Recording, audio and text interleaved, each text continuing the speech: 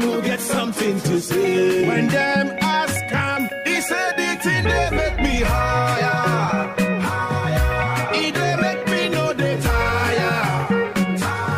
I'm always burning like a fire. Now the thing when I desire. Oh, you help me sing them like a fire. Now be what till you require. Till you go do not to retire. Before your body go expire. He said the thing they make me higher. It they make me know they tire. I'm always burning like a fire. Now the thing when I desire. Oh, you help me sing them like a fire. Now be what till you require. Till you go do not to retire. Before your body go expire.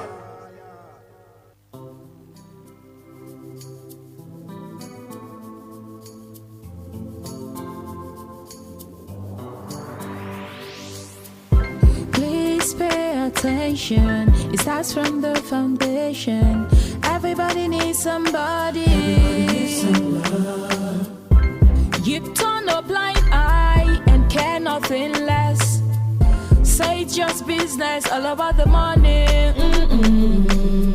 You are so unbothered as long as they pay. Say it's just business, all about the money. You know they're on a fast lane, but you've got business to run. So you look away the other way. It concerns you. It a kill law, it a kill dreams. It a land people for jail. War against drug abuse. I was the head boy in my primary school. One on the space this Friday, 15th November 2024. This is the 119th edition of NDLA's Open Forum on Xspace.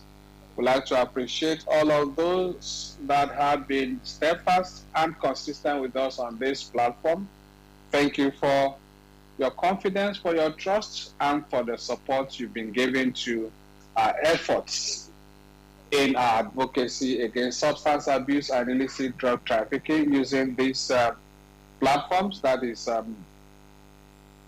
Xspace and our other platforms, Facebook and YouTube, as well as TikTok. Thank you, everyone, especially our compatriots across Africa, wherever you may be in the northeast, northwest, north central, south, southeast, southwest of Nigeria. We appreciate you for being part of our conversation every Friday, 3 p.m. It's another time to delve into our discussions to raise awareness about the dangers of substance abuse and how we can provide support to those who may be having these issues. Again, we'd also like to appreciate all our compatriots joining us from across the world, be you in Europe, America, Asia, Middle East, and even the rest of Africa. Like I said, this is the 119th edition of NDLA's Open Forum on Xspace, and I'm your host, Femi Babafemi. We are live from the national headquarters of the agency, that is the NDLA, located in the nation's federal capital territory, Abuja. I'd like to inform you that this is a platform where we share information, knowledge, and raise awareness about substance abuse and its devastating impact on human lives, public health, and indeed our environment. This platform also serves as a channel for us to provide help to those struggling with substance abuse, especially those who need treatment. It's also an avenue for us to update you about some of the activities of the agency, especially what we're doing to curb the scourge of substance abuse and illicit drug trafficking, as well as getting your feedback, because what we do here is to have conversation. We'd like to tell you, we'd like to share with you, either directly from us or through our experts that will bring in, week out, and also listen to you, your own views, your own opinions about these issues, and even give us feedback on the things we do. This conversation is recorded and is streamed live on our other social media handles, especially at NDLA01 on Facebook and at NDLA TV on YouTube. You can always go back and take a listen to the recording and even share with others. My pleasure to have you here once again, and I will appreciate we'll have the links out already. We're live now, so you can also share with your contacts, so that that will serve as an invitation to them to be a part of this conversation. Now, if I invite our guest, who is already, I think,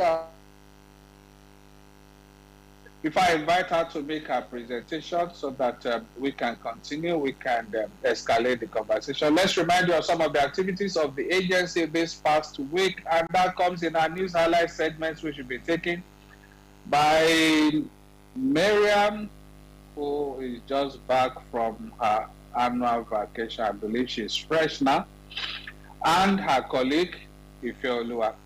Miriam, welcome back from your leave, and let's have the updates for this week. Thank you. Thank you, sir. Good day to everyone, and thank you for joining us on this week's Xspace. My name is Maria Musa, and here are the NDLEA news highlights for the week. First, the headlines. NDLEA smashes cross-border drug syndicates, arrests 6 kingpins, recovers cocaine, opioids. Lekki software engineer, Chedian, others nabbed over tons of illicit drugs seized in Lagos, FCT, Taraba, Kwara, Plateau, Kano, Kaduna, Edo, Ondo. After months of intelligence gathering and painstaking surveillance, operatives of the National Drug Law Enforcement Agency, NDLEA, have smashed 2 major cross-border drug trafficking syndicates with cocaine and opioids worth billions of naira recovered from them, while 6 leaders of the cartel were arrested in different parts of the country. The syndicates, which comprise Nigerians based in Mubi, Adamawa State, Onitsha, Anambra State, and Lagos State, as well as Cameroonians, came under NDLEA radar after they were suspected of being major suppliers of drugs to terror groups operating in Nigeria and Cameroon. Leaders of the syndicate so far arrested include Ibrahim Baruwo, Najib Ibrahim, Ibrahim Umar, Nelson Udechukwu Anayo, Eze Amechi Martin, and Adejimo Elijah Ishola. Intelligence gathered revealed that some psychoactive substances, including tramadol, were often sourced by Ibrahim Baruwo and Ibrahim Najib from a notorious drug leader in Onitsha, Nelson Udechukwu Anayo, and thereafter packed and concealed in vehicles in the premises of Eze Amechi Martin and associates of Udechukwu. The duo of Ibrahim Baruwo and Ibrahim Najib will thereafter transport the goods from Onitsha to Yola and subsequently to other parts of the country, other parts of the north and Cameroon, in specially constructed false compartments of vehicles, which travel from east to north at night. On 7th October 2024, Baruwo and Najib were trailed from Onitsha, where they had gone to buy another consignment, and eventually arrested in Taraba the following day, 8 October. While a total of 276,500 pills of tramadol were recovered from a Toyota Avensis saloon car marked DKA 57TT, which they abandoned on the Jalingo-Yola Expressway when they noticed NDLEA operatives were on their trail. Follow-up operations were subsequently carried out in Delta and Anambra states, where Eze Amechi Martin and Udechukwu Nelson Anayo were arrested by operatives of the NDLEA Directorate of Intelligence, which coordinated the whole effort with their counterparts in Taraba, Adamawa, Delta, and Anambra. Another leader of a different syndicate, Adejimo Elijah Ishola, was arrested by operatives of a special operation unit of the agency on Tuesday, 5th November, at Seme border in Lagos, on his way from Ghana with 3.3 kilograms of cocaine and 600 grams of synthetic cannabis. This followed months of intelligence and surveillance on his cross-border criminal activities. Meanwhile, NDLEA operatives in Apapa Seaport, Lagos, on Wednesday, 6 November, intercepted 31,750,000 pills of 240 milligram Voltron, a controlled opioid, packed packaged and concealed in a container imported from India as diclofenac sodium 100 milligram tablets. The discovery was made during a joint examination of the container with men of Customs Service and other security agencies.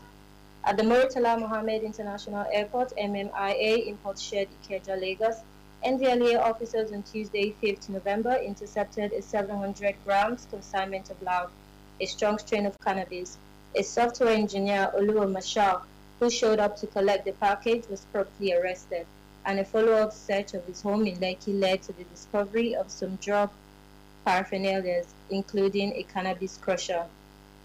Attempt by another suspect, Orji Oguna Naoji, to send 32.50 kg bottles of codeine syrup and 5.70 cannabis to London, UK, concealed in Tiger cargo through the export shade of Lagos Airport, was frustrated by NDLA operatives on Friday, 8 November. A follow-up operation led to the arrest of Orji at his warehouse in Ajao Estate, Lagos. In Kwara State, no less than 162,800 pills of opioids were seized by NDLA operatives from 4 suspects during interdiction operations in parts of the state, while 112,200 tablets of tramadol were recovered from Wahab Alao Saliu. 18,900 tablets of same opioids were recovered from Dalha Musa, both in Ain Koring area of Ilori. 29,000 pills of tramadol, 200 ampoules of diazepam, and 99 bottles of codeine syrup were seized from Ahmed Ishaka, just as 2,500 tabs of tramadol were seized from Ahmed Garba, both at Bode Sahadu in Moro local government area of the state on Friday, 8 November. In Abuja, NDLA operatives in the Federal Capital Territory on Thursday, 7th November, intercepted a truck along Abaji Kwali Road with 755.50 kg cannabis concealed under empty cartons of noodles. The truck driver, Lukman Rashid, claimed that the bags of the psychoactive substance were loaded into the trailer in Ogbese, Ondo State, after departing Lagos with only empty cartons of noodles. A suspect, Yusuf Abubakar, was arrested by operatives on Monday, 4th November at Ibi, Taraba State, while conveying to Kano 361 compressed blocks of cannabis weighing 156.95 kg in a commercial bus marked WKR 772XA. Not less than 245 blocks of same substance with a total weight of 121 kg were recovered by NDLA officers on patrol along Bukiri Ibi Road on Thursday, 7th November. 2 suspects, Hamza Yakubu and Abdurrauf Danjuma, were on Wednesday, 6 November, arrested at Gidan Manjagab area of Jos, Plateau State, with 113 blocks of cannabis sativa weighing 141 kg, while a Chadian, Hassan Muhammad Ali, was nabbed on Tuesday, 5th November, at Gidan Tambarawa Zaria Kano Road, Kano, with 3,000 pills of tramadol, 225 milligrams. While a suspect, Ibrahim Adamu, was arrested at Jari area of Kaduna State with 35 sacks of cannabis sativa weighing 338.8 kilograms. NDLA operatives in Edo State on Friday, 8 November, recovered 1,078 kg cannabis at Oku Isi Forest and 228 kg of same substance at Sabo Auchi. In Ondo State, 4 suspects, Friday Daniel, Patrick Felix, Samuel Agada, and Igwe Chukuka, were arrested at Emrele with 672 kg cannabis sativa, while 513 kg of same substance was seized at Godo Camp, Iku Akoko, and a total of 4,908 kg cannabis recovered from a suspect, Musibao Kosama, at Alabi Yellow, Ijoka area of Akure, on Wednesday, 6 November. While commending the officers and men of DI, SIU, APAPA, MMIA, FCT, Taraba, Kwara, Plateau, Kano, Kaduna, Edo, and Ondo commands of the agency for the arrests and seizures of the past week. Chairman Chief Executive Officer of NDLEA, Brigadier General Mohammed Buba Mara, retired, also applauded their compatriots in all commands across the country. That's it on arrests and seizures. Now here are some of the wider activities across the country for the week. Over to you, Ife.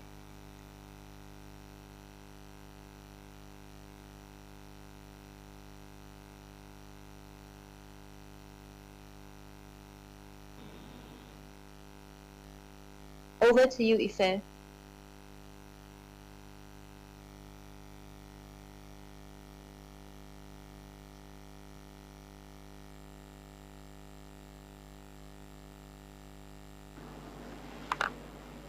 Thank you, Miriam. My name is Ifetoluwanimi, and here are some of the water activities across the country for the week. The risk associated with drug abuse are numerous and far-reaching. In light of the complex challenges faced by communities in Nigeria and worldwide, the NDLA finds it imperative to deploy a comprehensive drug sensitization program that will entrench in the society a culture that shuns drugs and seeks healthy living. The War Against Drug Abuse Water Social Advocacy Initiative is a drug sensitization program tailored to fostering preventive measures, breaking the cycle of addiction and steering communities towards a healthier and more resilient future. On Monday, 4th November 2024, the Oyo State Command of NDLEA delivered water sensitization lecture to students and staff of Ladigbolu Grammar School 2, Oyo Town. Not less than 5 commands were at different locations on Tuesday, 5th November. Benue State Command paid a water advocacy visit to the Secretary to the State Government, Deaconess Sermon Deborah Ibra. Lagos State Command gave a water sensitization lecture to students and staff of Avila Gold Secondary School, Odumola, Ekpe. Anambra State Command delivered a lecture to students and staff of Avila Gold Secondary School, Odumola, Ekpe. Anambra State Command delivered same to students and staff of Rosary Girls College, Nise. Akwa Ibom State Command to students and teachers of Etiedu International School, Oran. While Tinkan Strategic Command took its own water advocacy lecture to students and staff of Park Royal College, Apapa, Lagos. On Wednesday, 6th November, Edo State Command paid a water advocacy visit to His Royal Majesty Oba of Benin, emphasizing the roles of traditional rulers in the fight against drug abuse. While Ekiti State Command delivered a water enlightenment lecture to students and staff of Brainiacs International School, Ado Ekiti, just as Osun State Command gave a water sensitization lecture to students and staff of Ansaru Islam Grammar School, Ede. Following suit was the Enugu State Command with a water enlightenment lecture to students and staff of Rosary Girls High School, Augu, while Borno State Command gave water sensitization lecture to students and staff of Borno State College of Health Technology, Maiduguri. Thursday, 7th November, Abia State Command delivered a water sensitization lecture to students and staff of St. Patrick's Model School, Umuahia. Kano State Command to students and staff of Miriam Abacha Government Girls Secondary School, Krona. Ebonyi State Command to students and staff of Kings and Queens Secondary School, Abakaliki. Niger State Command to students and staff of Government Science College, Bida. While Cross River State Command of NDLEA took its water enlightenment lecture to students and staff of Government Secondary School, Atu. To round off for the week on Friday, 8th November, were Port Harcourt's Port Command of NDLEA, which delivered its water advocacy lecture to students and staff of Lace Model Secondary School, Ogale Eleme. While Zone I Zonal Command paid a water advocacy visit to the Vice Chancellor of Management of Kola Daisy University, Ibadan, Oyo State, with Sokoto State Command taking its water advocacy lecture to students and staff of Iman Secondary School, Akila. That's the update for this week. My name is Ifetoluwanimi Oni, and I hand you over to our host, Mr. Femi Babafemi.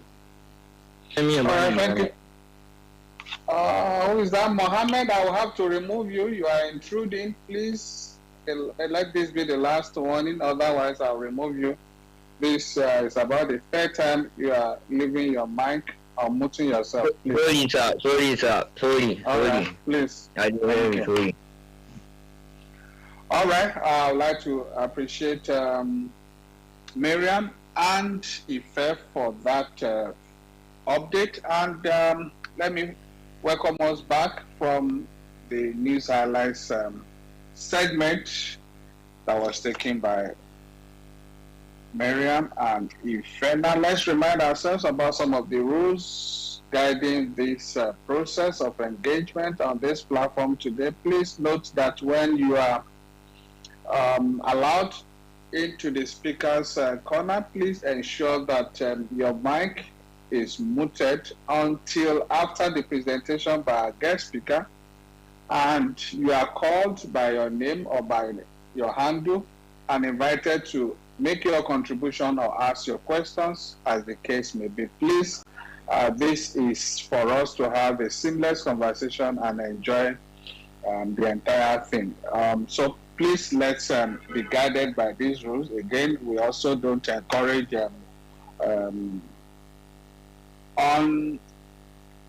we also don't encourage interruptions. We don't also discuss politics here. We're strictly facing the issue of substance abuse in our society, in our country. So let's stay on this and get the benefits of this conversation. Now, let me quickly share with you some details about the NDLA's call center.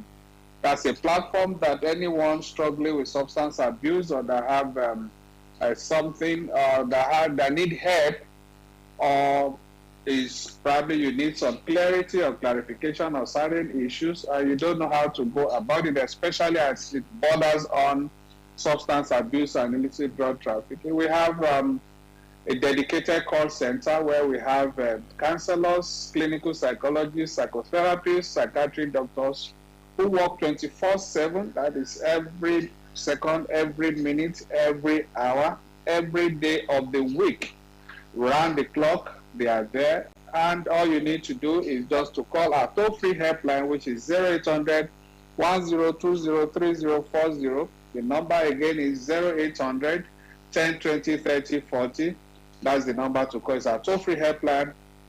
You call the number, not paying for the call. That's the bill on us. And then you have our expert at the other end attending to you to meet your needs, to engage with you. And with that service, you can rest assured of utmost confidentiality and protection of your identity. So please feel free, call the line and speak with our experts on the other side of the call. They work in the morning, afternoon, evening, and at night time. They are there to support those who need support. And in addition, I would like to also say that indeed that service is language sensitive, meaning that for those who are in the communities who may not be able to speak English or approach our experts in Pidgin English, they can also attend to you in any of the three major Nigerian languages, that is Hausa, Yoruba, Igbo. Please feel free and let's share the number with others. Again, if you have information that you don't know how to pass across, you can also call the number and they will take your message and pass to the appropriate quarters. That's that. Thank you very much once again, everyone, especially those who are joining us also from other platforms. That's on Facebook as well as on our YouTube channel. Thank you for being part of this conversation today. Just immediately after the presentation by our guest speaker, I will be recognizing those compatriots already on the space. I have your list already with me. I'm seeing everyone coming in. So will definitely be acknowledged and appreciated for being a part of this conversation today. Now let me introduce our guest speaker to us. She is no other person than Gloria Akpabio Edem, who is a clinical psychologist. And today we will be discussing something of importance again to our community, to our society, and that is female drug use, overcoming the barriers to prevention and treatment. Indeed, I will not want to preempt our guest speaker, so let me keep it at that. Okay, Gloria is a clinical psychologist and researcher at the Center for Research and Information on Substance Abuse, in short form called CRISA. She has and is still actively involved in various research projects and surveys, including those funded by the United Nations Office on Drugs and Crime, that is UNODC, European Union, that is EU, and the Economic Community of West African States, that's ECOWAS. Our work focuses on female drug use, drug prevention, barriers female drug users face in accessing treatment facilities in Nigeria, and drug use research. Gloria has extensive experience in data analysis, qualitative and quantitative research, and publication in peer-reviewed journals. She is fluent in English, Hausa, Igbo, and Ibibio, and has contributed to numerous workshops and conferences on drug use prevention. I wonder why Gloria didn't add Yoruba to it, so that to just make you a complete, a full-fledged and complete pan-Nigeria across board.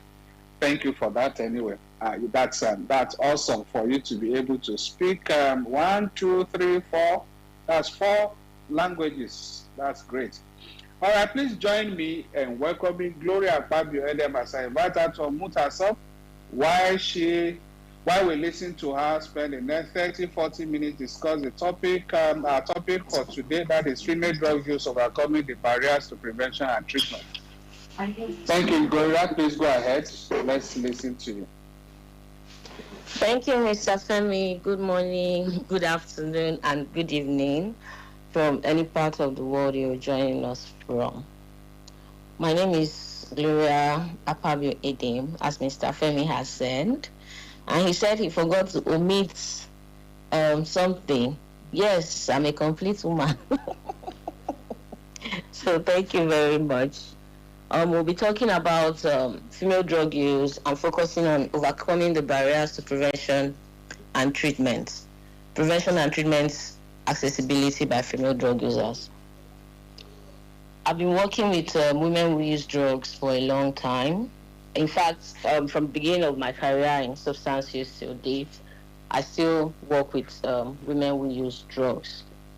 We focus on why women do not access treatments, what can be done to better increase their accessibility to treatments, and what kinds of information do the public need to ensure that women who use drugs are carried along and are exposed to programs that help them prevent initiation to drug use, and when they are already using drugs, how do they get help?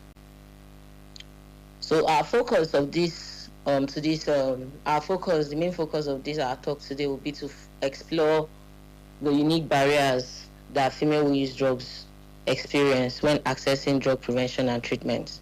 And we'll also discuss strategies how to overcome them. Sometimes when we talk about women who use drugs, people tell me that in Nigeria, women do not use drugs, but that is not true. Data that is available from the national survey that was conducted by CRISA, Ministry of Nigerian Bureau of Statistics, and the Ministry of Health, funded by the UNODC, has shown that female drug users exist in Nigeria. Globally, the statistics for female drug users is 1 in every 3 drug users is a woman. However, in Nigeria, it's just a little lower than the global statistics. In Nigeria, 1 of 4 drug user is a woman.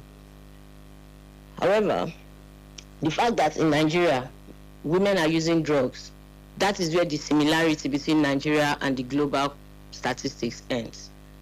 Globally, female who use drugs are able to access treatment, especially in developed countries. But in third world countries, of which Nigeria is one, women are using drugs, but their accessibility to treatment is very low. Several treatment facilities have been created. Some of them were funded by the UNODC. And then there are other special facilities that were created in the teaching hospitals across the geopolitical areas of the country. Female drug users hardly report at those facilities. That begs the question of why. Why are women using drugs and not accessing treatment?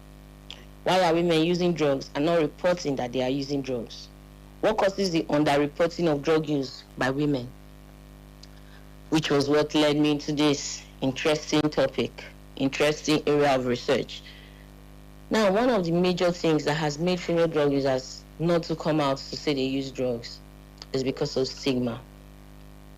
Stigma is when you use something about somebody, it may be true or false, to condemn them, talk against them, abuse them, or segregate them from society. And stigma has been reported as one of the main reasons why women do not access treatment.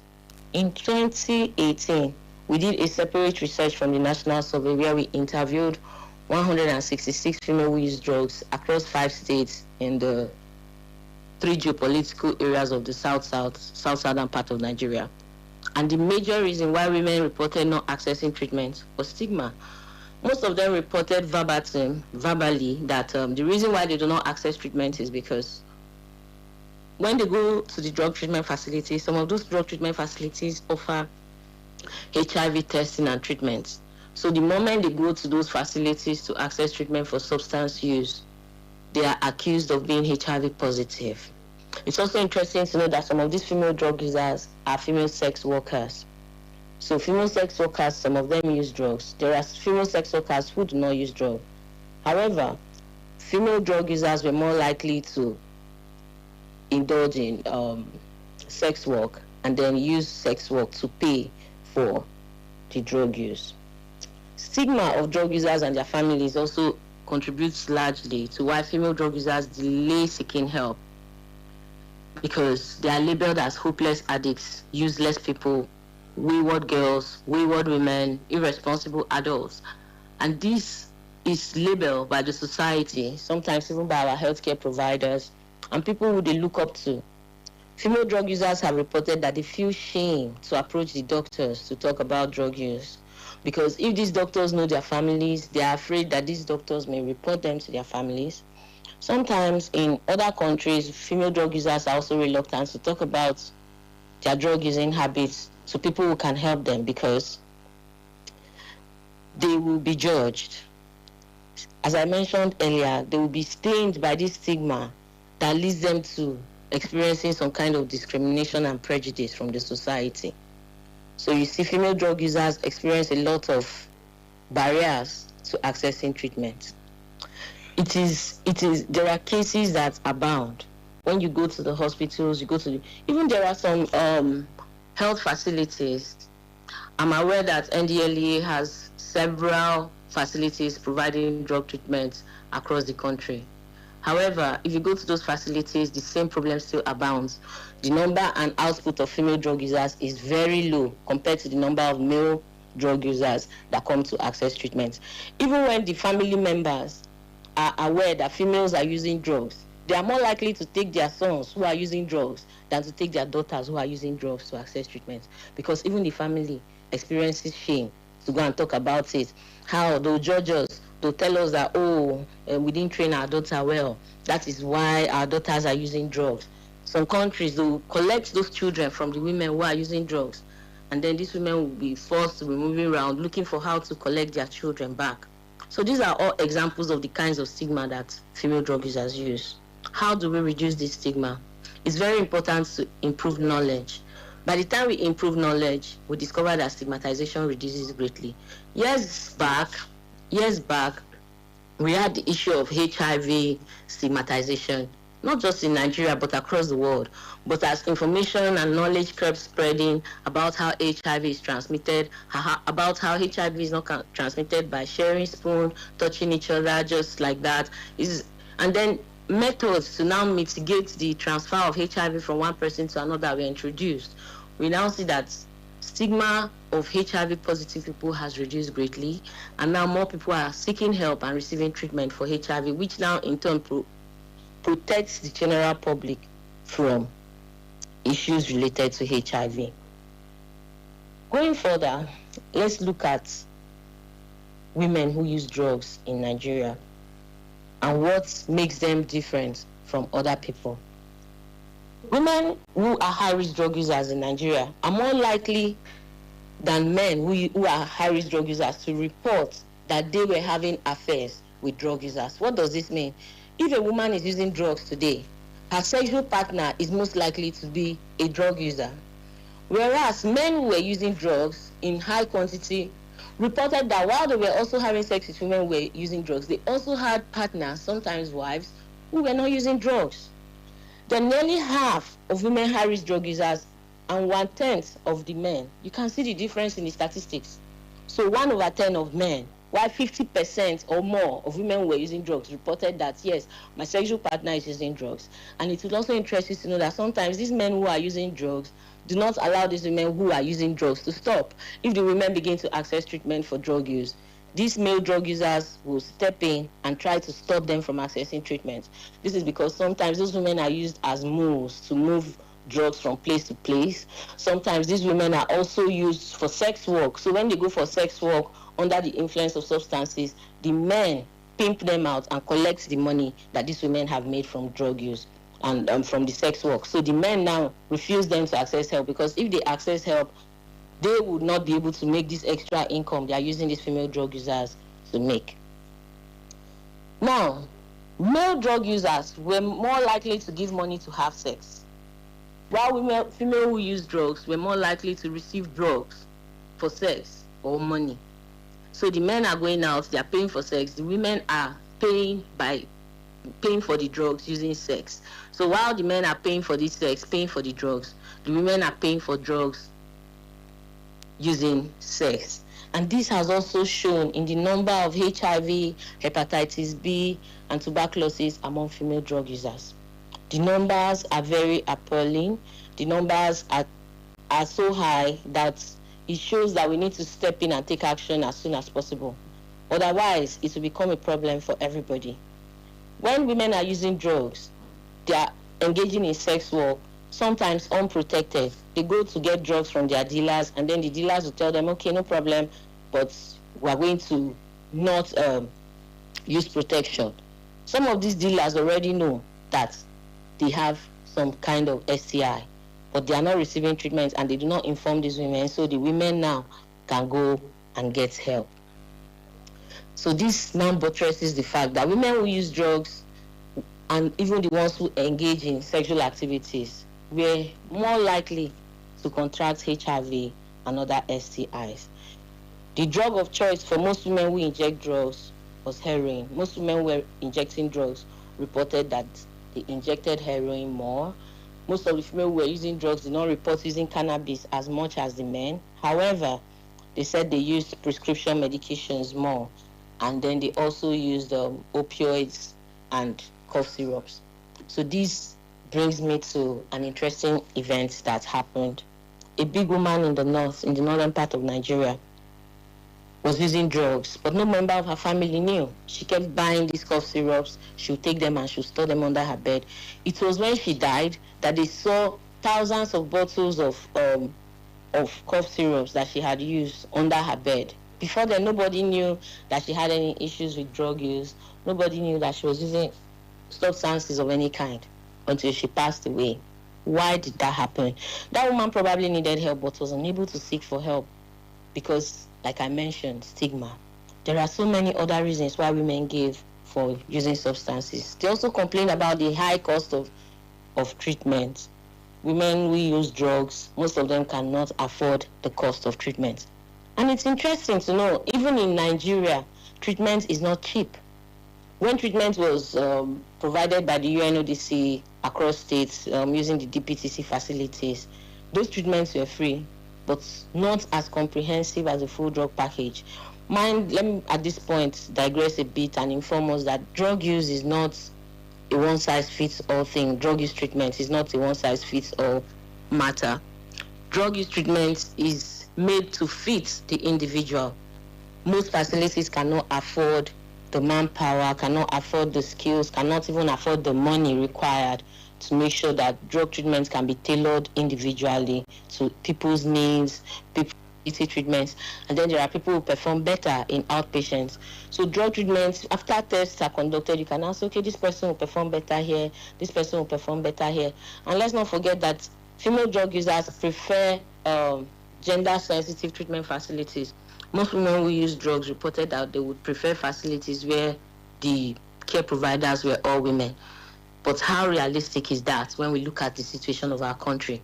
How realistic is that when we look at the financial state of our public domains, especially the healthcare sector? It's underfunded, not just in the NDLA, in the private sector, in the public sector is underfunded. And then the private facilities that can provide these treatments to an extent are very, very expensive. And the average person who is using drugs in Nigeria, not to talk of the average woman who is using drugs in Nigeria, cannot afford. And where their families can afford, it is important to also remind us that drug use is a chronic relapsing condition. Drug dependence is chronic relapsing. So as people are getting treated, relapse is bound to come up at one time or another in the treatment. And most times, people are not ready for that. People are not ready for that additional cost. People are not ready that you go for treatment one time and you cannot stop going forever. It doesn't work that way. So that's part of what we do. We try to create this awareness to make people understand that relapse is part of recovery and is part of treatment. We should learn to embrace people who relapse, and more so women who use drugs. So let's talk about we have talked about some unique barriers to prevention by female drug users. We've also touched about the economic and structural barriers. I've told us that there are no gender responsive prevention centers, treatment facilities, even prevention programs that target young women do not exist. There are prevention programs for children. However, there are some parts of the prevention programs like sanitary health, other parts, sexual safety. All those parts are almost female based. But how many prevention programs focus on those parts for female drug users and then try to ensure that female young girls are exposed to this kind of treatment so that they can access this help where they require it? Also, we should talk about the psychological and emotional barriers to treatment. What's the impact on the mental health of women who use drugs when they go to access treatment? Sometimes they present with depression, anxiety. How are our healthcare practitioners equipped to deal with these issues? How do you elicit responses that will help them access treatment and help better? All those things are trainings that are lacking and need to be taken into consideration. And also, we shouldn't forget underreporting. And sometimes substance use disorder is not stand alone. When you find women using drugs, there are other psychological factors, emotional factors that may be tied to that drug using habit. Just like I mentioned that some female drug users engage in sex work. The question that has not been able to be answered completely is, which comes first? Is it the sex work or is it the drug use? That's because it's dynamic. It comes in different ways for different people. Some people begin sex work before they go into drug use, while some people begin drug use before they go into sex work. So you see why it's very important that we understand these differences as it relates to female drug users, and then begin to think of innovative ways, inclusive ways to provide help, to provide accessibility to not just prevention programs, but also treatments. Then we'll now come to another big issue, child care and family responsibilities. When a female drug user goes to access help, one of the female drug users I met, she told me that she cannot go for treatment for drug use because when she goes there, she'll spend like 1 hour, 30 minutes, 2 hours. Who is going to take care of her children? She has a child she's nursing. Who is going to take care of her child? And then you go to some of the hot bunks, you go to some of the bunks, you go to some of the hot spots, you discover children having children and using drugs. A girl below 15 is using drugs, smoking a big joint of cannabis, breastfeeding a child. She's going to ask you, when I'm going for that treatment, who's going to take care of this baby? See all these people, they'll beat my child, they'll do this, they'll sexually molest my child. Some of them even say they were sexually molested, initiated into drug use, and forced to keep using drugs. And then some of them are even told to give some quantity of the drugs to their children. Who looks out for them? What kinds of programs do we consider when we are providing female-only treatment facilities? Female-only treatment facilities were provided some time back between 2018 and 2020. However, these treatments did not last because it was funded by the UNODC, and after funding, it became difficult to continue running these facilities. So how do we overcome the barriers to prevention and treatment? It's very good to note that we need to embrace and create gender-responsive prevention programs. I mentioned earlier that there are reasons, that there are issues that are specific to women. Sometimes women experience trauma while growing up, mental health problems, socioeconomic challenges, and they are left with the short end of the stick. Society standards already makes women and consider women to be vulnerable. So that is already one strike against women. So when you consider that issue, you begin to look, okay, now how do we address these issues? How do we make it that women have a better chance? How do we equip women better, especially as young girls, so they don't even get initiated in the first place? That is where the prevention programs that address gender-specific issues come to play. There are so many prevention programs out there, so many. Even the Unplugged by the UNODC is there. It's accessible, it's free. However, the skills and manpower is lacking. So you have this bunch of information at your fingertips, but without the skill set, the correct skill set, implementing it correctly becomes difficult. Using it correctly becomes difficult. You can't just go and carry the Unplugged or life skills manual, use it without getting trained by experts. So when you get trained, you begin to see the silent issues that are gender specific. So when you're talking to women, you're talking to young girls, you're talking to girls in secondary school, you can incorporate these gender specific issues into their prevention programs to get the best out. Barriers is going the community route. It's very important if we begin to make it a community problem. Make the community understand that there's nothing to judge women who use drugs about. There's nothing wrong in talking to women about sex. There's nothing wrong in talking to women about and young girls about drug use, how to say no, how to build up their resilience and ability to resist temptation, quote and unquote. So it's very important that we consider all this when we are talking to young people and then create an atmosphere in the community that makes it easy. Maybe a community-based organization, maybe a small part in the school where the child feels safe, sound, protected. Like the call number now that the NDLA has provided is a very commendable feat. But how many women can call that line? How many women, how many young girls even have access to a phone to be able to call? So these are things that should be thought about. Maybe in the primary schools, in the secondary schools, you put a phone that the young girls, you separate it, maybe one for girls, one for boys. They can access it easily, call the number and then say, oh, this is our problem, this is how we need help. They can even come there and say, okay, I have a friend that is this, that. How do we help? So those are all the kinds of ways that we can think about bringing down these prevention programs to the community. Another very important point is that we should also be culturally sensitive. What is obtainable in the southeast part of Nigeria may not be what is obtainable in the northeastern part of Nigeria. So when we are providing care, when we are providing services related to prevention, treatment on substance use, we should be culturally sensitive. We should be sensitive and understand that it's not what applies here that applies there. So how do we now solve these issues? How do we now work it in a way that we are able to comprehensively work with women who use drugs and women who have not even started using drugs, but protect them so they don't get into problem. Treatment and prevention should be holistic. It is not very realistically feasible to say, we have a prevention program that doesn't consider and make room for treatment.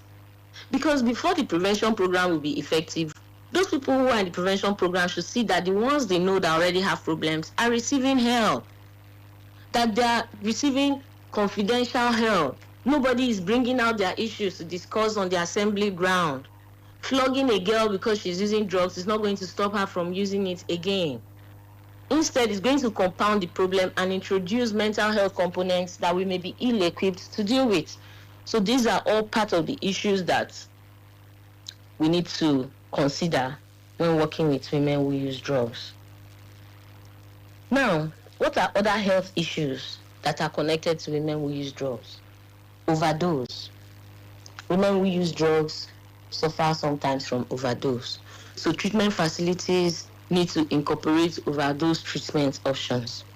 How do they manage overdose? What kind of provisions of overdose treatment is available for women? Do you have pads? Do you have sanitary towels in your facility? Because sometimes while this woman is going through this overdose phase, she may not be aware of her sanitary health. So what programs are in place to ensure that overdose management is gender sensitive? Gender sensitivity is one very overlooked parts of treatment provision. And as much as we don't like to say it, it's there. It's there. We need to consider overdose management, especially for women who use drugs. Then how do we manage the high fear of exposure? Another problem with women who use drugs is the difficulty accessing clean equipment, pharmacies, and specific services. When you go to a bunk where people use drugs, injecting drugs, smoking drugs, whatever kinds of mode of administration is used, you will discover that most times the female drug users finish using these drugs before the male drug users rather have finished using before they hand over the stuffs of the cannabis to the women, or they now inject the women. The men will use first, and this increases the risk of women to have other issues. I've talked about unavailability of treatment services. Globally, 1 out of 3 female drug users is able to access treatment. But in Nigeria, the case is different. It can even be safe to say less than 1 in 50 women who use drugs is able to access treatment. Why? Why? Why? I've been mentioning stigma. There are so many others, the high cost of treatment, sometimes lack of trust. Because when they go to the health facilities, sometimes, in some cases, female drug users have reported that the care providers abuse them, tell them that they are using their hands to destroy their lives, and this makes it hard for them to go back to access treatment. So you see, all these are issues that we need to look at, we need to consider.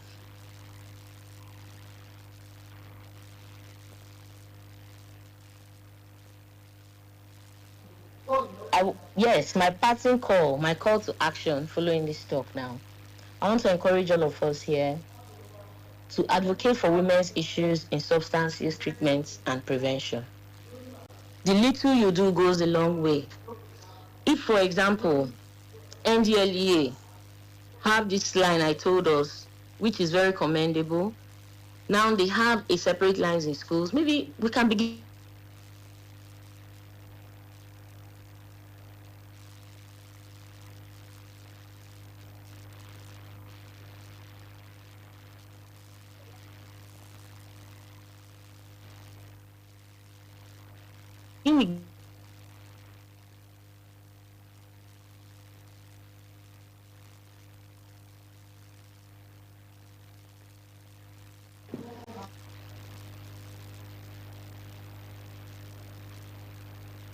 Your network is going off and on there, Gloria.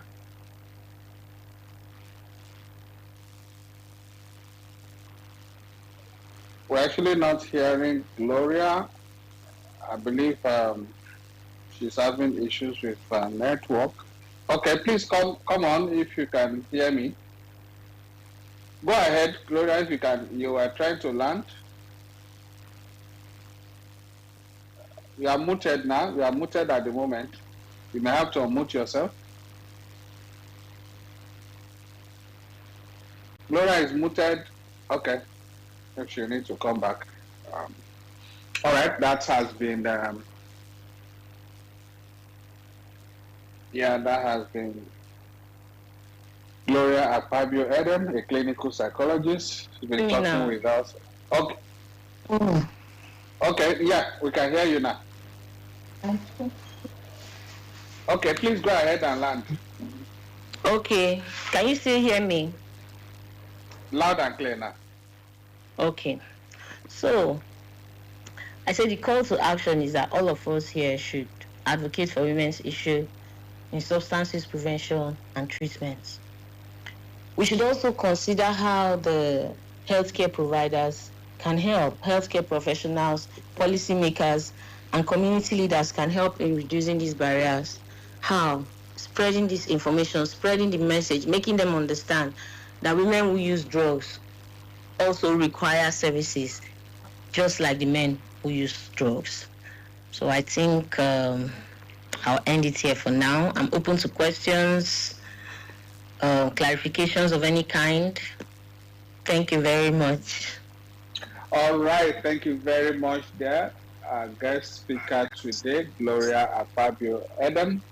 She's really proven that she's a pro in this area. With you can now mute yourself so that your end, we can have. I'm trying to mute myself. There's no Okay, let me try. Let me try to do it from here. Okay. All right. Thank you there. So when next you are coming up to respond to questions or to give some clarifications, means you have to unmute yourself again. Thank you very much there once again. Gloria Ababio Edem, a clinical psychologist and a researcher at CRISA. Thank you very much for indeed. CRISA is Center for Research and Information on Substance Abuse. That's an organization that has been deeply involved in a lot of research activities and raising awareness on the issue of substance abuse across the country, a very great and strong partner of the agency. Thank you very much once again, and we appreciate all you and the leadership of the organization and all other colleagues are doing at CRISA. Let me quickly acknowledge and appreciate our colleagues, quite a number of them on this platform, as well as those would like to appreciate collectively those joining us on Facebook and on YouTube. Thank you very much. We acknowledge and appreciate your presence there. For those on X here, let's quickly appreciate Maria Elubuhi. Maria Elubuhi has been a guest speaker on this platform and also a regular person on this space. Thank you very much, dear Lady Maria. We'll also have Emeka Okafor. Thank you, Emeka. Thank you, T. Bello. Thank you, Ahmad at One Pen. Thank you, Ahmad. He's also a regular on this space. We'll have my dear Ken Kem. Thank you very much, Ken Kem.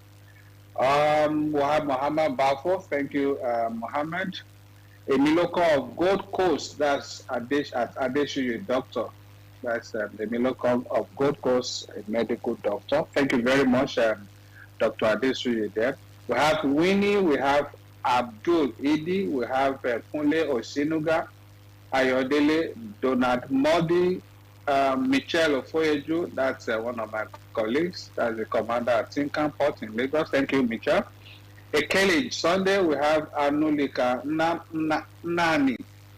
We also have Dr. Edine Osoro. Dr. Edine Osoro is also a senior member of this platform, also very regular. Thank you very much, Dr. Edine.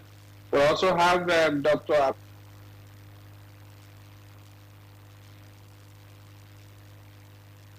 Andrew of SM Mental Health Foundation. He is a consultant psychiatrist at the Ahmadu Bello University Teaching Hospital, Zaria. Thank you very much, Dr. Abdullahi, for finding time to be here again today. We have Mahmoud Adefolahan, Suleiman Toyi Bakari Abiodun, Farouk ATK. Farouk is also another regular on this platform. We have Dr.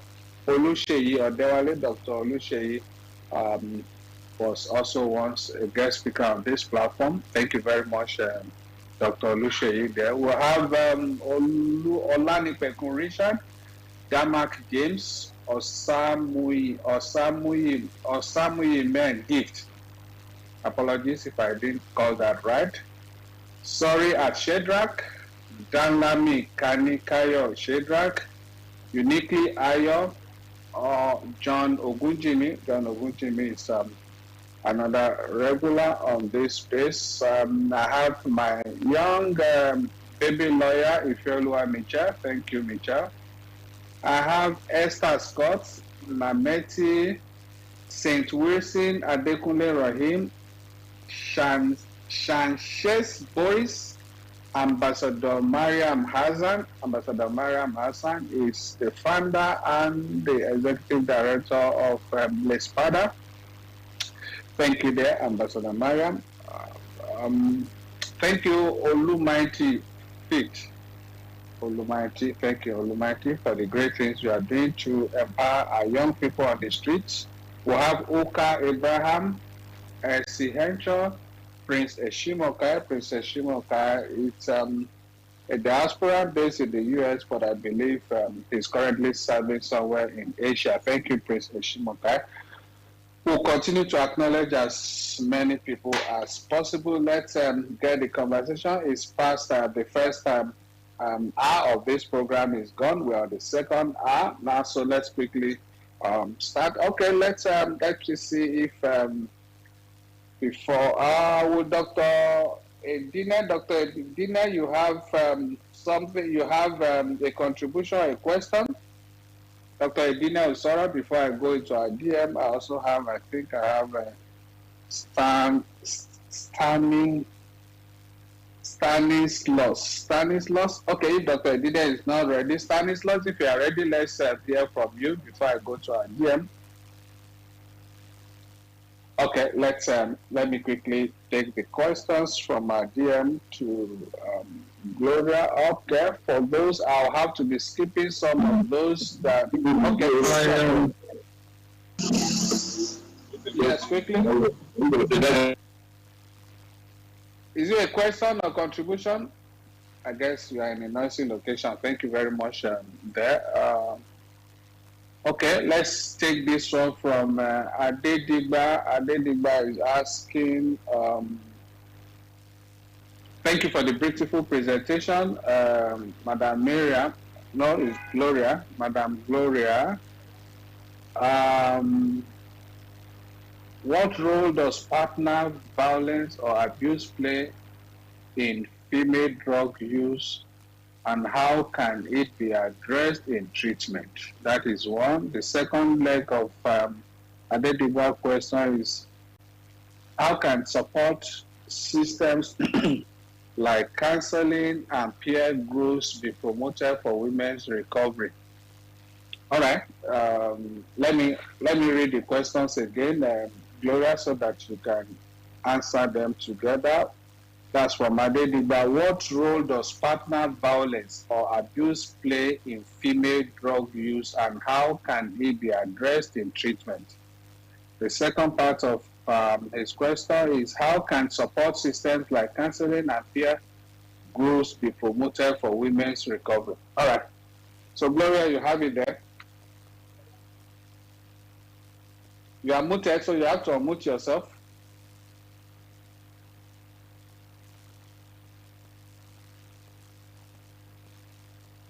I believe Gloria is struggling with her network. That's why it's probably difficult for her to mute and unmute. Gloria, if you can hear me, you have to unmute yourself because you are muted at the moment. Yep. You might have to go in and come back, Gloria, if it's proving difficult. Or we have Frank.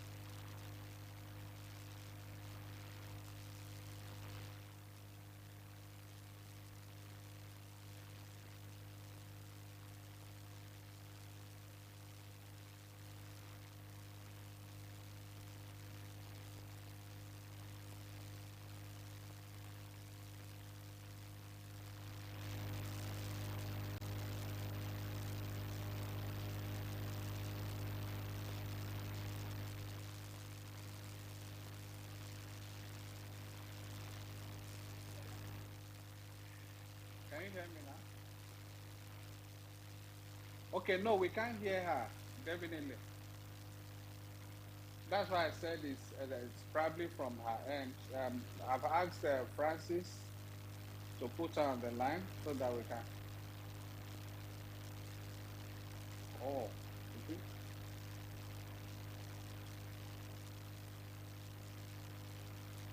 Okay, I learned a call disrupted her network.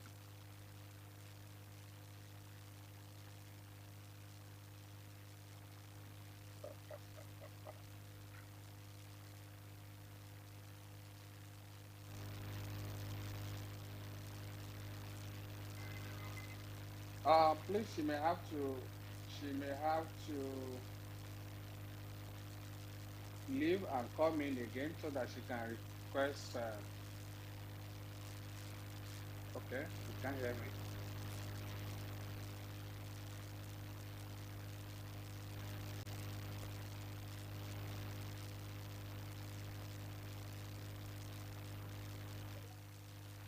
Please, just a moment.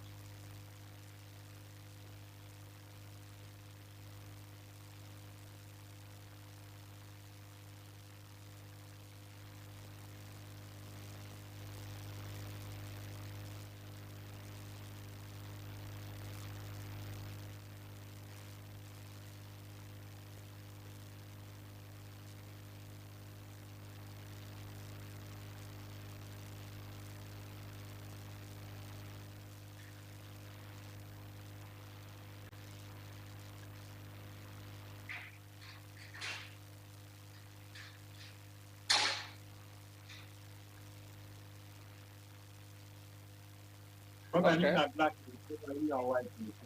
Luminous, I'll remove you. You are disturbed.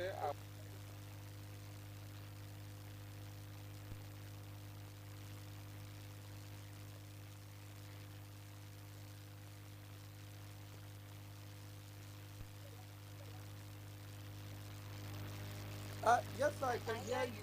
She's speaking to you now. Okay, all right, Gloria, we can hear you now. Please go ahead. Okay, so the first question, sorry about the disruption. The first question is, what role does partner violence or abuse play, and how can this be addressed in treatment? That is why I mentioned care being provided by well-trained practitioners. In the course of trainings, people are taught how to manage issues of partner violence. People are taught how to manage issues of violence and abuse. And it has been shown that this also affects drug use among women. Sometimes drug use can become a trauma response by female drug users. So this is where the training comes in. When somebody providing care is well trained, well versed in hello. Yes, we can hear you. I'm hearing an echo back to me. Please go ahead. Go ahead. We can hear you. Okay, so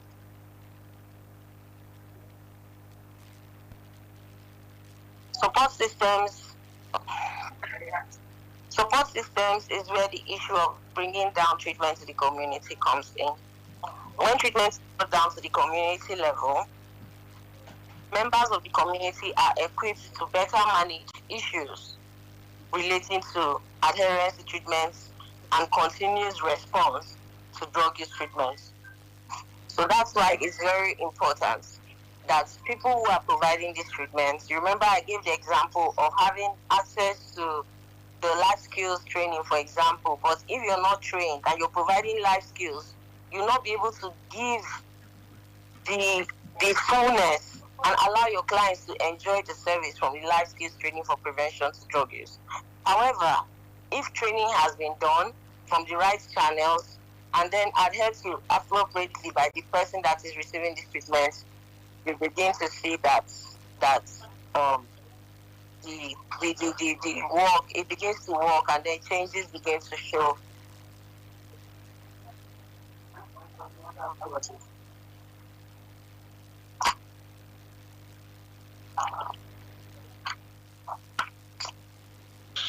Yeah, please go ahead. I don't know if I've answered that question adequately enough. I don't know if I've adequately answered that question. Well, I believe the person who sent the question is on the space. So if he has any other clarification, he will drop the message. But let's move to the next one coming from Sade. Sade is Sade wrote, "Thank you for the explicit presentation. Many takeaways from your lecture. Now, I listened to the area where you discuss barriers. Can you break down what specific societal and cultural barriers women face that hinder their access to drug prevention and treatment programs? My other question is, how can healthcare providers better tailor their approaches to address the unique needs of women struggling with substance abuse, especially in our rural communities? Okay, it's another two in one.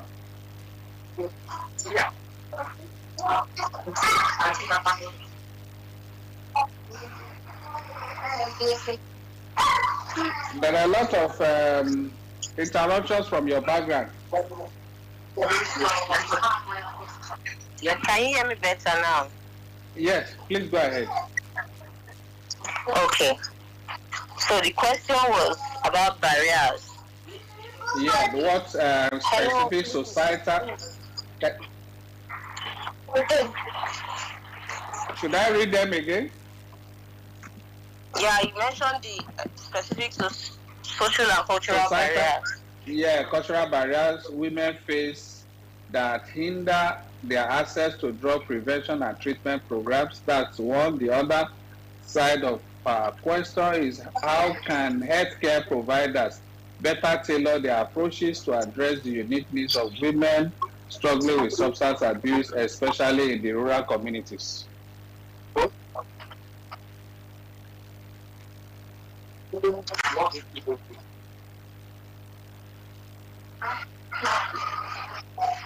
Yes, please go ahead.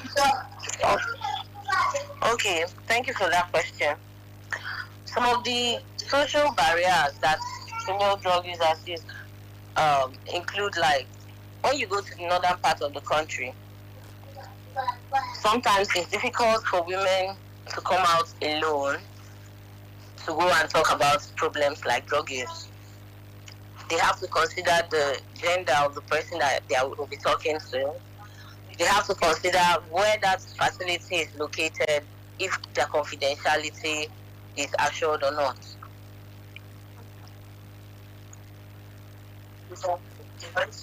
Francis,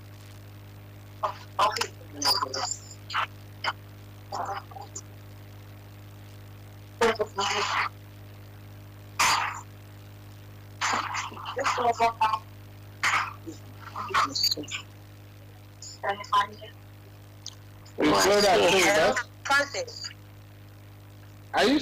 We can hear you from this end. Okay, I think I should just do it from this WhatsApp. Yeah, because that's why I think this interference. I don't know where it's coming from, like an echo.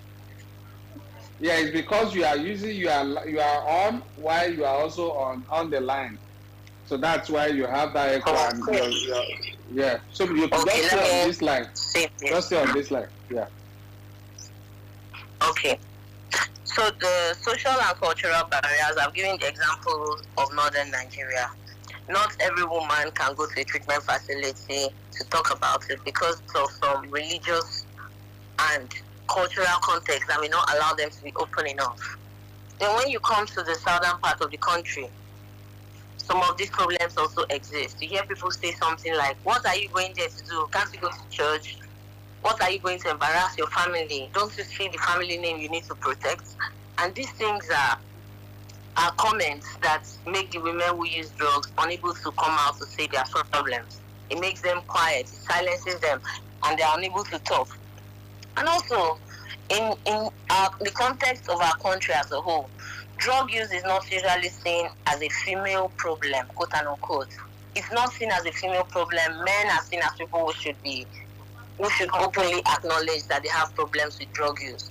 So that kind of societal, I don't know how to put it, like boundary that has been set for how much women can express themselves as in regards to drug use issues has made it difficult for more women to speak up relating drug use and all the problems that are attendant with that.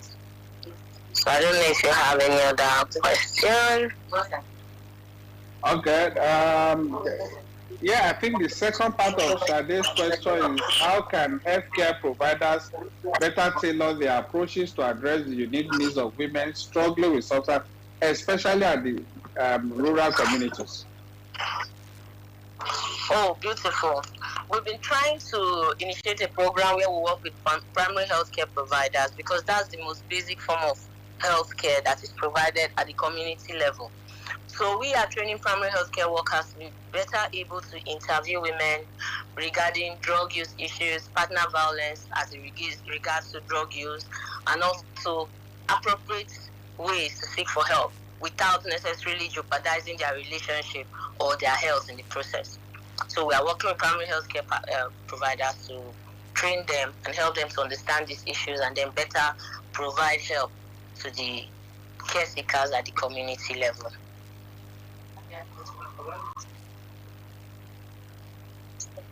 All right, thank you very much there. Gloria, let's take this one from Abu. The responsibilities. I think you have covered this. The first question from Abu, I believe, has been taken care of. What type of prevention programs have been successful in the course of your work in addressing female drug use specifically? Okay, did you get that? Okay.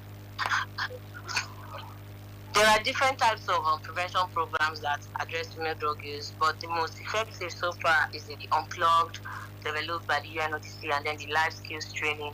Life skills training has been very effective because it doesn't just address issues around drug use, it addresses issues around friendships, interactions, and things that happen as young girls are growing up. There's also the drug prevention treatment and care module for school children that has also proven to be very effective because these modules, what makes them very effective is because they do not just focus on issues around drug use. They focus on other issues and then incorporate drug use. They don't make drug use the focus of these programs, which is why it has a way of making children not so curious for the drugs, but more curious to know ways to help protect themselves better. And it has proven to be very effective with time. So yes, those three have been very effective. Drug prevention treatments for school children, the Unplugged by UNODC, and then the life skills training. All right, thank you there. Let's take this one from AJ. AJ is asking, our community provide support. Okay, I think AJ is asked. AJ sent 3 questions, but I think I'll ask. You have answered one already. Let me read 2. How can communities provide support to at-risk women before drug use becomes a problem? Yes, that's the kind of question I've been looking for. Yes, one of the best ways for communities to provide help for at-risk women is to provide a very conducive environment where women are able to better express themselves and are accepted regardless of their shortcomings, whether they are using drugs or not. So when an environment is very accepting, welcoming, and wholesome enough to allow women to grow, you begin to discover that issues around drug use and then management becomes easy. So the issues reduce and the management of drug issues become very, very easy. All right, thank you. Let's still this the second. Actually, this is the third one from AJ. You did mention about the cost of treatment, which most women struggling with substance abuse cannot afford. How then do we increase funding for gender-specific treatment programs to enable the women afflicted with this ailment access treatment? Okay. The high cost of treatment is one of the reasons why the program with the primary health care facilities kicked off. Because health provision at the primary health care facilities are usually very minimal in terms of cost. So if the primary health care providers are better trained, in the management and execution of treatment as regards to drug use issues. Then we believe that with this, over time, with continuous provision of this affordable service, drug use among women will begin to reduce. And also, it's interesting to note that primary healthcare facilities has been shown to be the place where women consistently outnumber men. So if care is provided at the primary healthcare level, then this treatment can now be expanded to go across board. Excuse me there. Okay. This one is coming from Ejiga. Ejiga is asking, in the course of your research work, madam, have you been able to establish any nexus or correlation between substance use by women and polygamy, especially at the local communities? Okay. Actually, what we found in our research was that most women who were using substances were either cohabiting with men or not married at all. So from the national survey data, most of the women were not married, some of them were divorced, some of them had never been married, and then a few of them were living with men. And this was not different from our own study that was conducted in 2018 using only female drug users. Most of the drug users were not married, had never been married. About 67% of them reported that they had never been married. And then the few who were married had husbands who were also using substances, and then didn't allow them to get help for their substance use issues. All right. Polygamy has not been shown to be correlated with substance use among women. All right. Thank you there. Let's take this one from Jide. Jide is asking, where is that his question? How can health information? No, that has been answered.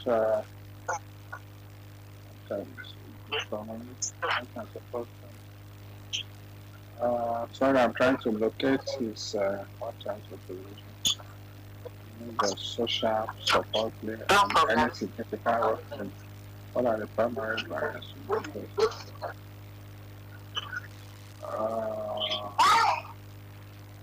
What trust? What treatment are most practical women? Okay, we are taking this. How can treatment programs be better? We are taking this also.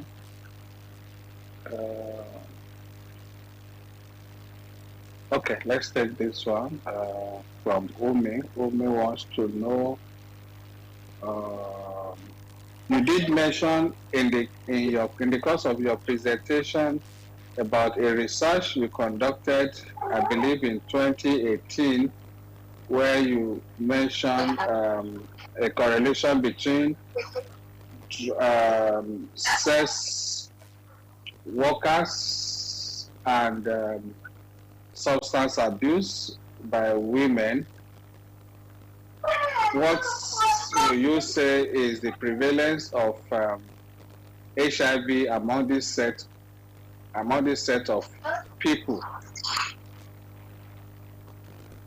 and how does? Yeah.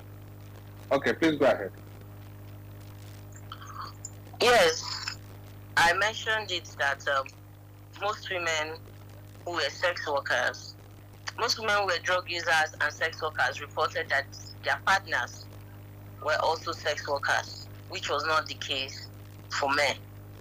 Now, the prevalence level of this was that it was found that hepatitis C overall was 2.3% among high-risk drug users. Now, for men, it was 2.2%, and for women, it was 2.9%. When you now move to injecting drug users or people who inject drugs, among men, it was 3.1%, while among women, it was 3.9%. That's for hepatitis C. Then for HIV, for women, the percentage of women who were using drugs and then who were high-risk drug users, the likelihood of them having HIV was 8% among women, and then among men it was 5.9%, while overall it was 6.2%. While for people who inject drugs, among women Hello, please. Sorry. Okay, so for people who inject drugs, among men it was 9.1%, while it was 9.8% for women. And the least tuberculosis is 4% for women, 3.2% for men. Then among women who were injecting drugs as compared to men who were injecting drugs, for the men it was 4.8%, and then for the women it was 5.9%. So this buttresses the point that yes, men and women are using drugs, but the risk for women is increased because they have less say in the number of partners they have, how they get paid for sex, and things like that. So they are more vulnerable simply because sometimes of the fact that they are women. So the fact that they are women already makes them vulnerable. Then you now add all the other things like stigma, discrimination, and all. It doesn't help our case at all. All right, this let me read this one from Fumi. It's a bit long story, but I'll cut it short. Fumi is saying, I was introduced to drugs some years ago by my ex-boyfriend, and because of the heartbreak of our separation, it's been difficult for me to go off substances, even though I have gone in and out of treatment a number of times. I believe there are other women who are going through this. Please, I will need you to address this matter so that those that are yet to fall for this would have to take precaution, because those of us in are only looking up to God and the support of our loved ones to come out of such situation. Can you say this is one of the things you have also seen in the course of your research work, because this is my own personal experience? Okay, that's from Fumi there, please. Yes. Like I mentioned earlier, relapse is part of treatment. So it's very common to come into treatment and then go back to using drugs. It's not a miracle. It's a gradual process that takes time. And then dependence on substances is difficult to get off of. The reason is because while you're using substances, pathways in your brain that affects pleasure, that affects motivation, that affects responses to stimuli, is affected. When all these pathways in your brains are affected, it takes time to heal. It's just like if you have an injury on your leg, let's say a knife cuts you, the wound heals, the scar is still there. Sometimes something happens and then that scar begins. You use it, you relapse, it looks like you're well, and then exposure to those stimuli, which is why I mentioned earlier that prevention into initiation works. Because if this Fumi had been exposed to either life skills training or drug dependence treatment for school children or the Unplugged program, she would have been able to say no. She would have had the skills. She would have built up the resilience to be able to withstand the pressure from her boyfriend to not get initiated. However, now she has gotten initiated. It is now our responsibility to understand that substance use dependence is chronic and it's relapsing. So when something is chronic, it goes on for a very long time. When it's relapsing, you rise and you fall, you rise and you fall, you rise and you fall. And you see how Fumi has been able to tell us that our family has been supportive. Yes, it's like that. When we go to the field, in the course of our research, in the course of our meeting with women who use drugs, we meet lots of women who have used substances, are trying to get off, and do not have support. What happens to these women? They move to the streets and sometimes get worse off than when they had started. While compared to those who have support, the chances of recovery is higher, and then the chances of staying on for longer period increases. So I wish you all the best. I know you'll do well. I'm rooting for you and I'm here for you if you ever need anybody to talk to. Thank you.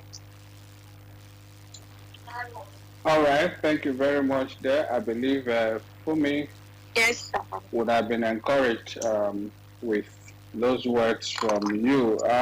Let's take this one from Hadija. Hadija is writing, a lot of women in local communities, I tell you, depend on illicit substances to engage in hard farming work or other hard labors to make ends meet. How do we how do we get support to these people first so that they can understand the dangers of what they are doing and possibly win them off? Please, I would appreciate to share your knowledge in this area so that people can get help to these people. Thank you. Okay, thank you. Across Nigeria, that's the case in most rural communities. Women take substances to be able to perform the hard tasks that are associated with farming. This is why sometimes we call it a community approach. No treatment is effective when it's not holistic. You work with the agricultural people, you work with the banking people, you work with everybody. Everybody comes together, all hands on deck. Just like the same approach with HIV. It wasn't just the Ministry of Health or the health sector working to provide information, working to provide sensitization, working against stigmatization of people with HIV. It was everybody. The campaign went across offices, the campaign went across schools, the campaign went to the Bank of Industry, because I remember seeing a poster in the Bank of Industry talking about HIV. So things like that, everybody comes together to work. And then you see they provide alternative measures that these women can use to farm. Maybe you provide the method where in some parts of the country I've seen where if Mr. A has a farm, A, B, C, D, E, they go together, they work on her farm. Then tomorrow they go to Mr. B's farm, tomorrow they go to Mr. C's farm. That way you see that the workload on Mr. A has reduced and also reduce her reason to want to take those substances to work. It's not only one person, it's not only the health sector that can provide the support, it's not only the government. We all have a role to play and we all need to be conscious of it. When you're moving on the road, you see something happening. In what way do you think you can contribute to make that thing you're seeing better? That's the kind of mindset that we all need to have. That's how we should move, and then we'll begin to see the changes that we desire to see. All right. Thank you very much, dear Gloria. Okay. Environment is also Okay, let me quickly ask this one before I get one of our diaspora members to make a contribution. This is coming from Francis. No, it's not the Francis. You are. This is coming from Francis. Thank you, Madam Gloria. You mentioned in your presentation that girls in bunks raising children in such environment. What's the hope for kids raised in such environment? Are they not likely to also be hooked on drugs as they grow up?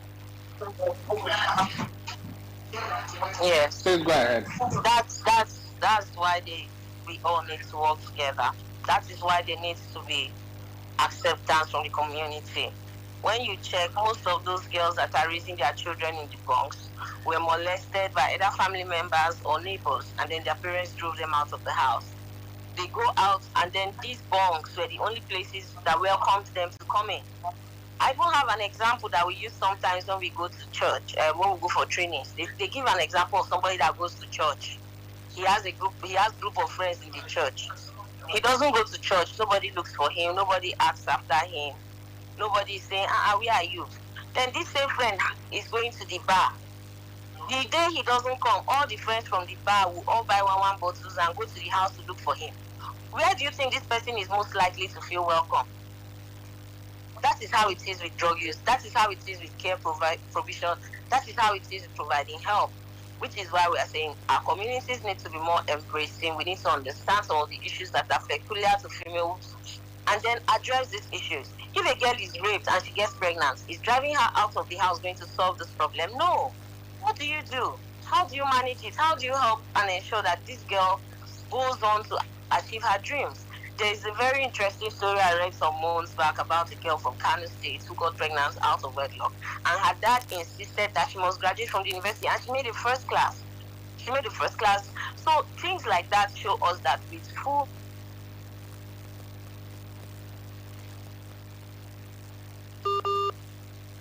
to change. So that's it. All right, thank you. Guys, still talking about communities.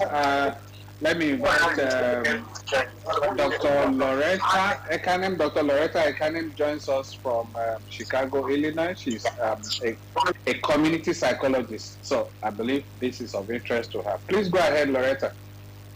Thank you, Mr. Babafani. I just want to say to Gloria that you did you're doing an awesome job. I've just been listening in because, when we begin to talk about community and work in the community, all my antennas begin to, rise. So I just want to commend, your presentation. I did not start from the beginning, but the responses to your questions are really impressive, and I'm so happy to see that young people are beginning to deep dive into the community implications or needs and how they can identify internal resources and their strengths, to begin to address these issues themselves for sustainability purposes. So I'm really excited. Two clarifications. Somebody had asked you about as in prevention at the community level, and you said that the children you guys interact with when you discuss, let me also say that I like how the approach of the skill building program you guys designed to provide skill building education you provide at the community level as a means of prevention. I think that's a very fantastic one. So it's a wraparound education you guys provide. But your response was you guys do it so that it will not just be about substance use issues. So I just want to know, what are the issues around not being very specific, and having specific program for substance use prevention? Do you think community stigmatization and discrimination could be the reason? Because if your program is around just using skill building techniques and imputing substance use in between somewhere and is not honed so much, do you think that is enough to drive home because what you're preventing is you don't want young people to hear so much about substance use, and correct me if I'm wrong, and you're trying not to make the whole prevention program about substance use. But the truth is that they know so much, even more than a lot of us, through the global village, and that's through the internet. So do you think there's a particular reason for that, aside from not exposing the young folks to core substance use issues? Do you think there are other reasons that might be enabling factors, for using substance use or designing substance use prevention for these young folks? And my other question is, how are you working, or your organization working with, because you mentioned recently before I jumped in, you said something, I'm sorry, my brain is going foggy, but I'll try to remember. You said something about community not being receptive. Have you, or your organization, maybe conducted the research, or you have secondary data that shows reasons why communities are not they're not acceptive, or they're not receptive of people with substance use? I just wanted to know, because you said a lot of things, but I still see the community barriers.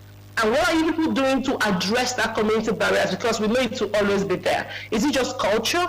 Is it just belief, values? Are there other things that can be addressed that you've identified as a need, or as consequences for the community?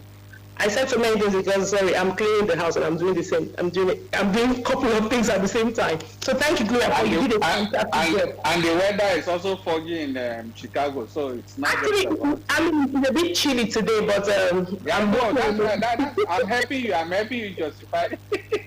Please leave me alone. So Gloria, over to you. Thank you so much. You did an awesome job. So proud of you. Well done. Thank you.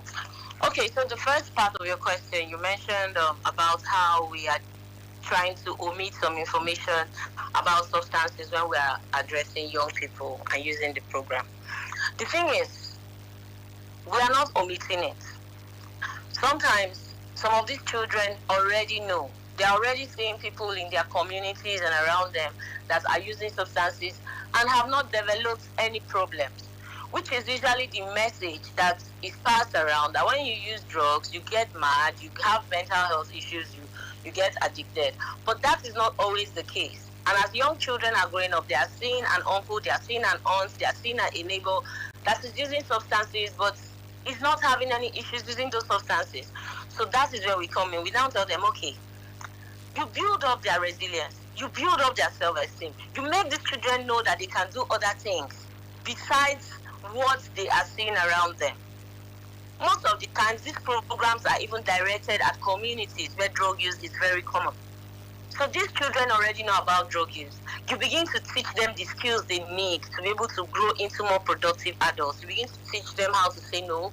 You begin to teach them how to say yes, how to evade using substances. You begin to teach them how much they can expand their own skill sets and become better people.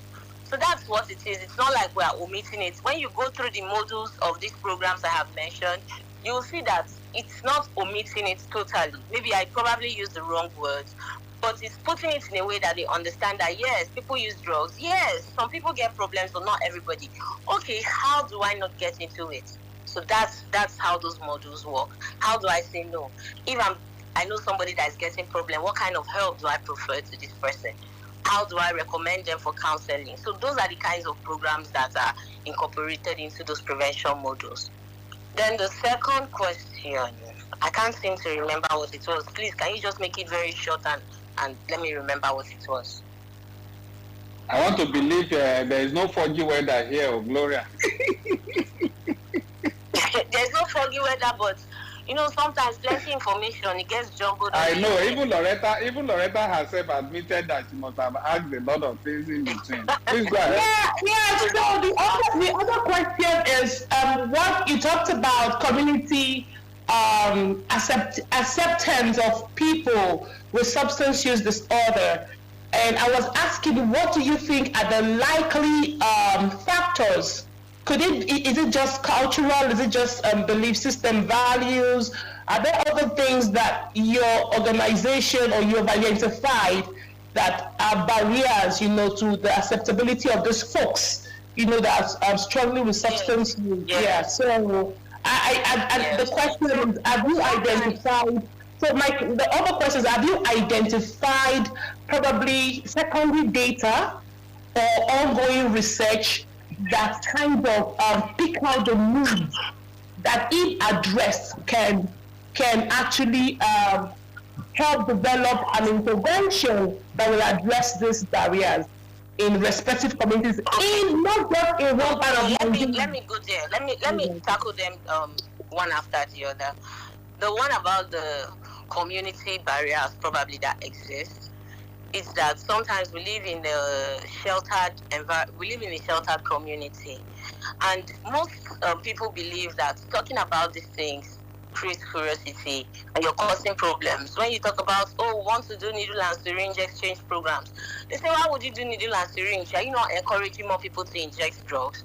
No, you're not encouraging more people to inject drugs. You're trying to reduce the rate of HIV transmission among people who use drugs, because most of these people who are using drugs will inject and then sleep with non-drug using members of the community and also expose them to risk of HIV.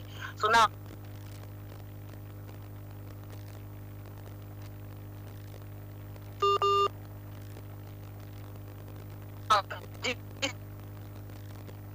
you have to go there, make them understand that these issues exist and these are ways to manage them. Then the other one about the secondary data. Yes, data exists for Nigeria from the national survey that was conducted, and that data that exists is what prompted the development of the drug prevention treatment and module guide for Nigeria. So this program focuses not just on adults but also on children, which was also what gave birth to the drug prevention and treatment module for school children.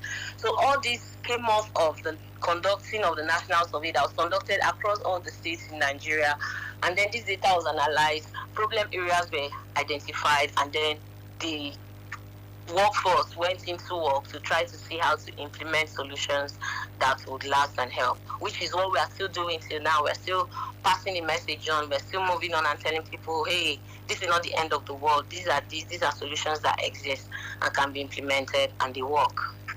I hope I've done justice to your questions.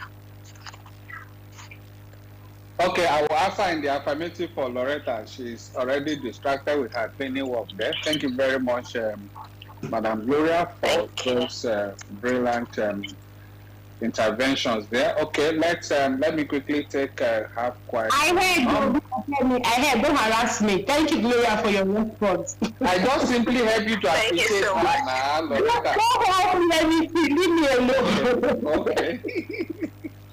All right, let me read this one. I think I have a skip.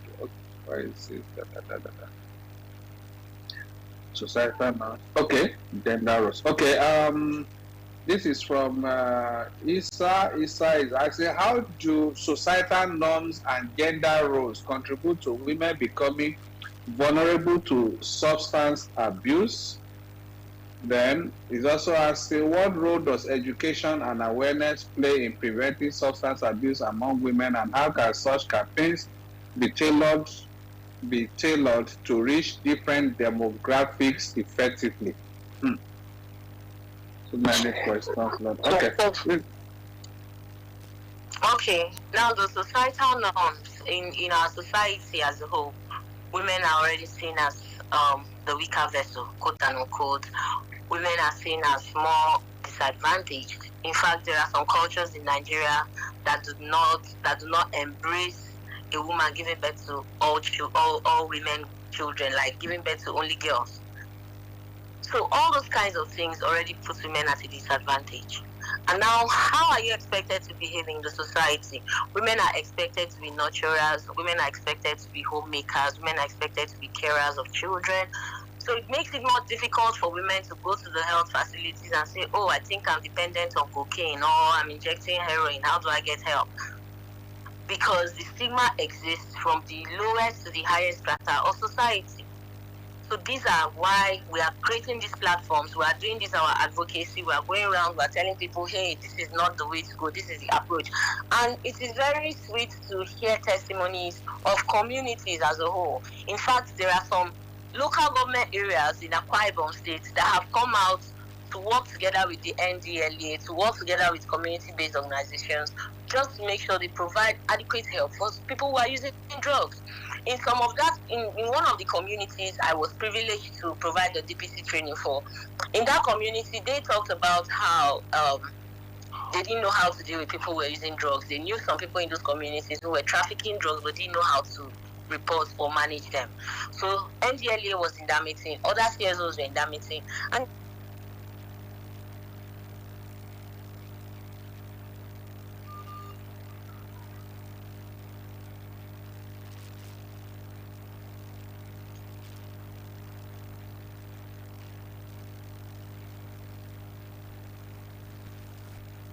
yes, please go ahead.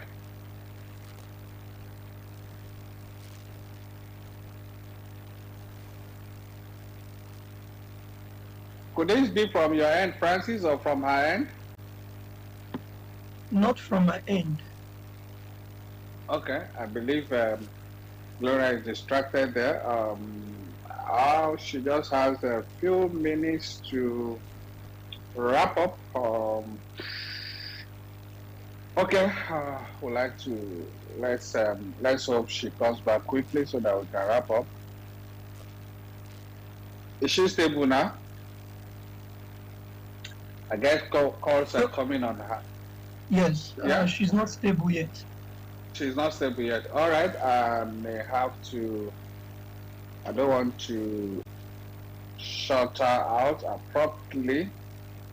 Okay, but then who else? Okay, let me quickly acknowledge some more people that just that joined after our initial acknowledgement. That Bumi Yekini at School Fire. I don't know how to call this your handle, whether it's Cool Fire. Okay, maybe Cool Fire. Thank you, Bumi, for being part of the conversation today. Thank you, Emmanuel Michael, thank you for being part of the conversation today. Thank you, Benga Daramola, for being part of the conversation today. I also have who else is there? Euphemia, thank you. Euphemia, I already acknowledged Dr. Loretta Ekanem. Thank you, Dr. Loretta Ekanem. Okay, thank you, Lydia. And then let's, I think I saw this one. That's Miriam Yaragua. This is my field. I'm really interested in this. Thank you very much, Mariam there. Okay, let's go. Francis, is she stable now?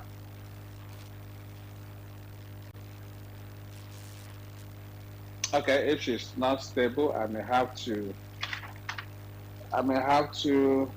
shut out. Okay, let's quickly appreciate Gloria again for doing an excellent job.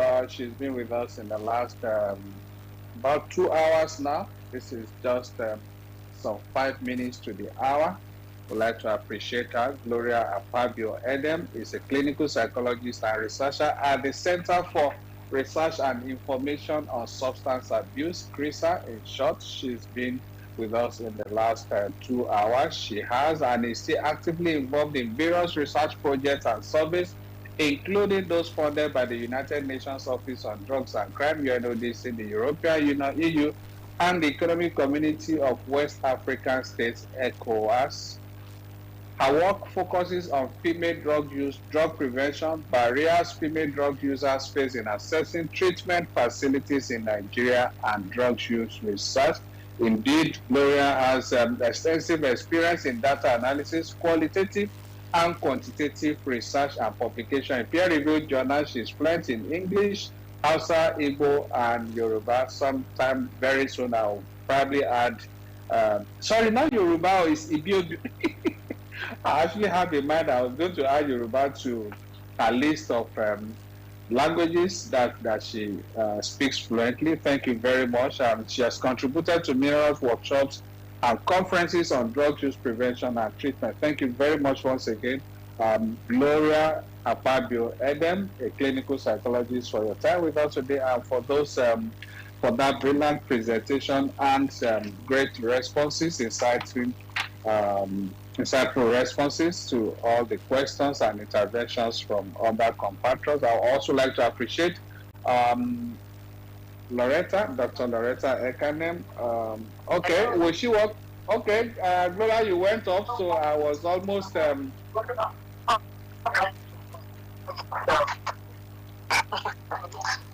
you. Quite a lot of distractions from you, Gloria. Okay, let me put this last. Yeah. Sorry. Oh, okay. Sorry, I can understand that. Let me put this last one to you from Farouk. Farouk, let me ask this last question before we close the space. What policy changes would you advocate for? What policy changes would you advocate to better support female drug users in prevention and treatment efforts? Okay, it's talking about policy changes now, Farouk. Please go ahead and then add your closing remarks to that. Okay, there are some policy changes that are already being effected. Number one, now Nigeria is thinking about redoing the national survey to find out what has changed in the trends as regards to drug use, both men and women. Also, the NDLEA has been trained extensively on how to provide the DPTC models for drug prevention, treatment, and care. Those are all policies that came out as a result of different forms of research that has gone into how much disparities existed in data provision for drug use issues, not just as it relates to women at this time, but also men. Another policy issue that came out as a result of the research was the women-only facility. These facilities didn't last, like I mentioned earlier, because of funding. So sometimes people are funding facilities out of their personal pockets. And if a facility already existed as a facility that treatment is free, it becomes difficult when you now ask people to start paying for treatment at those facilities. So more things are still being done, more things are still under works and under discussions, and we believe with time, things happen slowly, but they are really happening. They may be slow, but things are happening. And I believe very soon, Farouk, you have a very happy answer to your question. Things are being done, I've said, and more things are still in the works. So let's just keep our fingers crossed and remain hopeful. Let's always remember to do our own little parts wherever we find ourselves, because little drops of water makes the mighty ocean.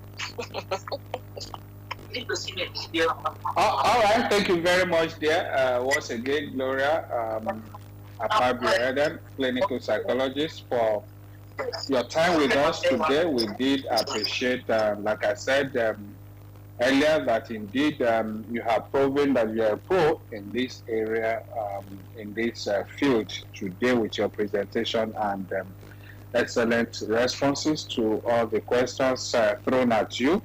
On that note, I'd like to appreciate also from my end my colleagues working behind the scene with me in different locations: Surita, Shidi, Musa, Francis, Dele, Mahmoud, Kumbi, Val, Sini, Victor, Ife, Inobong, and the rest of you guys. I appreciate you for all you did. Thank you very much for your time with us on this space today. Please note that this conversation is recorded. We can always go back to our handles. That's @NDLA_Nigeria on X, @NDLA01 on Facebook, and @NDLA TV on YouTube, so that you can take a listen to this again and even share with others. Thank you very much once again. Like I often say, it's Friday. Well, as you say, thank God it's Friday, but then let's have it in mind that indeed Friday is not for us to let down our guides, that and then go into things that we may end up regretting either now or later in life. So let's ensure that we do things in moderation, enjoy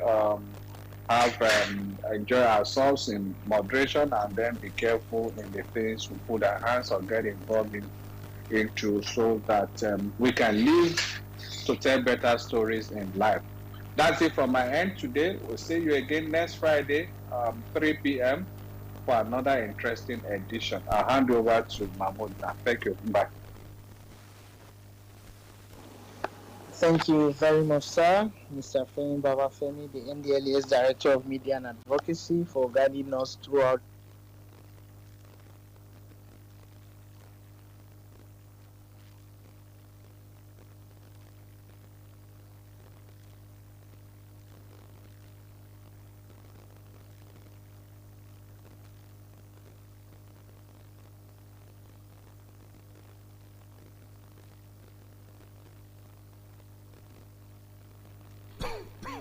wherever, however, we go,